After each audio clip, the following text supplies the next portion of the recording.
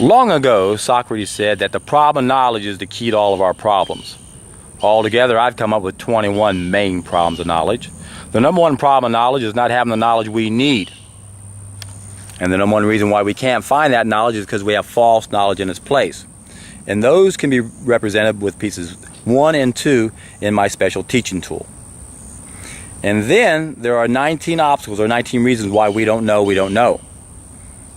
There are 12 sources of false knowledge and 7 willingness factors.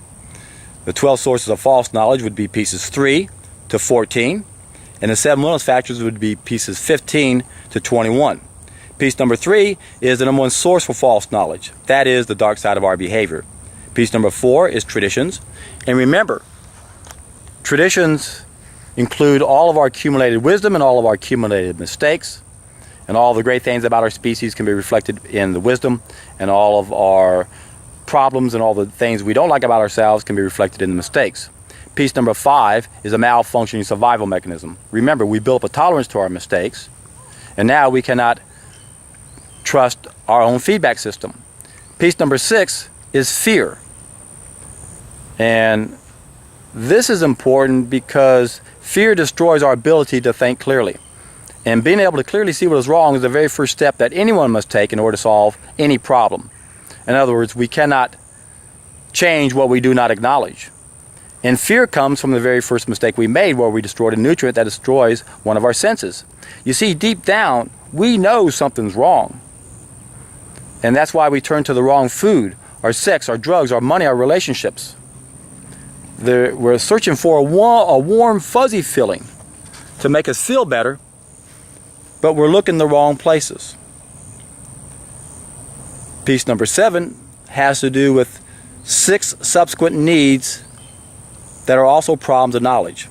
There are actually 10 subsequent needs from having a weak connection to everything around us, and 6 of those can be used against us.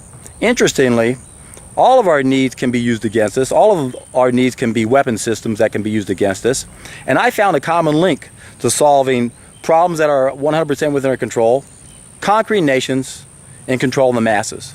And that common link has to do with satisfying our needs. How do we solve problems that are 100% within our control? We satisfy our needs. How do you conquer nations? You don't let them satisfy their needs. Read The Art of War by Sun Tzu. All you have to do is enact an embargo, starve them out.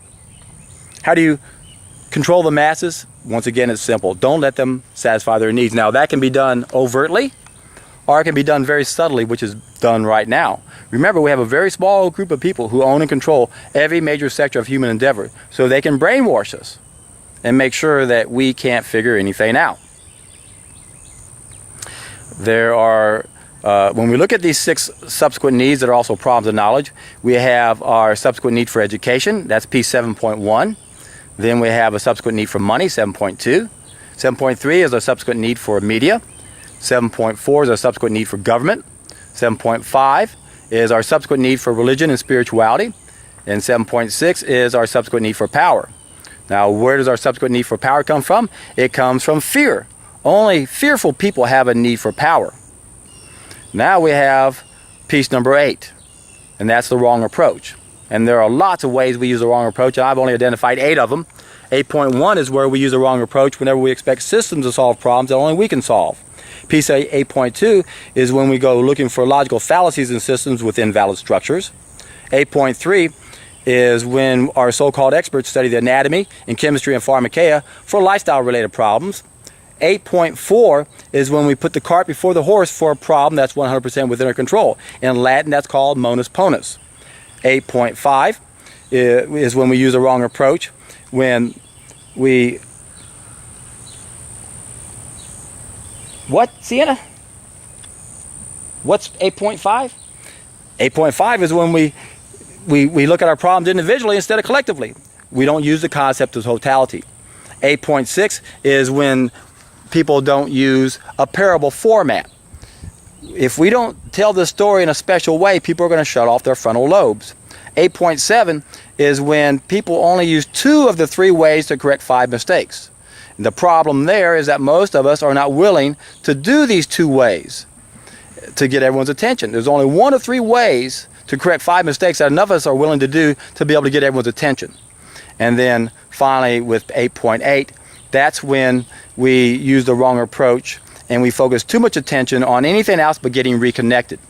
Now, we have to pay attention to some problems.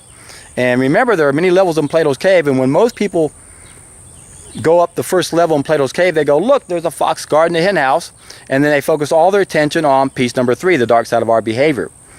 That's the wrong approach, because we have to go upstream and realize, well, why are we in this cave? We got to get out of Plato's Cave completely. So we can use the wrong approach if we focus too much attention on anything else but getting reconnected. We can make this really simple or really, really complicated. We can either get reconnected or we can get distracted. And almost everything we do is to get distracted. Next we have piece 9. That's a combination of our neocortex and our reptilian brain. Piece 9A is our neocortex. Remember, 2 million years ago, our brains nearly doubled in size, and that happened around the 67-yard line. And then the problem with that brilliant brain of ours is that we master things we had never mastered before. And the problem with all new knowledge is that all new knowledge has the potential for evil whenever we apply the things we master to the things we need, and that's exactly what we did. And why is that a problem? Because we have this reptilian brain that can get addicted to anything that's pleasurable. Piece number 10 is a lack of continuity among those of us who understand that we're making mistakes. And we end up shooting inside the tent, so to speak. Piece number 11, we have lost our natural instincts. In other words, it shouldn't be any harder for us to figure out what to do than it is for all the other animals in nature. We shouldn't have to use our brain to figure that out. Of course, now that we've made mistakes, we've created another group of needs to satisfy. We do have to use our brains now. But if we can ever correct these mistakes, we won't need those subsequent needs anymore. And then we'll have a feedback system that will tell us what to do. But we've lost those natural instincts. So now it's a problem in knowledge because we can't even rely on our own experiences. Piece number 12 is a lack of knowledge of the cleansing reactions, because when we correct mistakes, we have cleansing reactions, and if we don't know what we're doing, we'll feel worse before we'll feel better. And many times when we do the right thing, we think we're doing the wrong thing because we're getting a negative effect, a cleansing reaction, a flu-like symptom, a headache, fever, nausea, vomiting, diarrhea, coughing, sneezing, aches and pains all over the body, when all the body's doing is getting rid of accumulated toxins. Piece number 13 is where we have an emotional reaction before we have an intellectual response to it. Again, this goes back to our reptilian brain. And then 14 goes to our reptilian brain also. We are herd animals. And the problem with being a herd animal is if we're heading for a cliff, we're all going to go off the cliff. A better analogy might be that our ship is headed for an iceberg. So the herd mentality is getting us to go right straight to that iceberg, but we can use piece 14, the herd mentality, and piece 9A, our neocortex, to avoid that iceberg. We can take one of the 5 things we mastered, piece 39. Remember, there's 5 things we mastered, pieces 36 to 40. We can take the 4th thing we mastered, machines, and use that to modify what used to be the best preparation for a better way of life, piece 42. And that is what comes up with piece 41, which happens to be the first of my 3-step process. So we can use what got us in trouble, our brilliant brain, to get us out of trouble if we can modify what used to be the best preparation for a better way of life. And then if we can get enough people to do that, they will be in the first wave of heroes. They will be considered the trim tabs of society. Remember, our ship is headed for an iceberg, and we got to turn the rudder, but the rudder on a big ship has a rudder, and that's a trim tab. So what we need right now are trim tabs to society. We need rudders on the rudder to help us reach critical mass. That's the first wave of heroes. Once we reach the tipping point, once we get enough of us to do this, then the second wave of heroes will jump on board, and that's where we reach the majority. Once we reach the majority, we'll finally have one law and one law only, and that is where we have to have a minimal biophoton level. Now, if we still need leaders at that time, they will have to have an optimum biophoton level, and if there are any criminals around, they too will have to have an optimum biophoton level. Remember, the first mistake we made destroyed a nutrient that feeds one of our senses, and I coined that condition hypoheliosis, which is an abnormally low biophoton level. It also created another condition I coined hyperclonic tension, where we have too much junk in the trunk. And these are 2 huge mistakes that are 2 huge contributing factors to the dark side of our behavior. So we can turn our ship around if we can just get enough of us to do the first of a three-step process, which brings me to the second part of the 19 obstacles, which would be those 7 willingness factors. And those pieces are 15 to 21.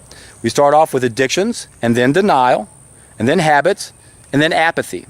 So 15, 16, 17, 18. Apathy is 18, but there are 10 pieces within pieces in apathy. 7 of them are in the first doorway we must go through that are keeping us from finding the knowledge we need. Piece 18.1 is our unwillingness to admit that we have false knowledge, our unwillingness to admit that we have an inaccurate belief system. And then there are 3 stages of knowledge. So there's 18.1.1, where we're unwilling to admit that we have false knowledge in place of the knowledge we need. And then there's 18.1.2, where we're unwilling to admit that we're making mistakes. And there's 18.1.3, where we're unwilling to admit that most of our problems are within our control. And then we come to piece 18.2, and that is where we're unwilling to search for information or knowledge.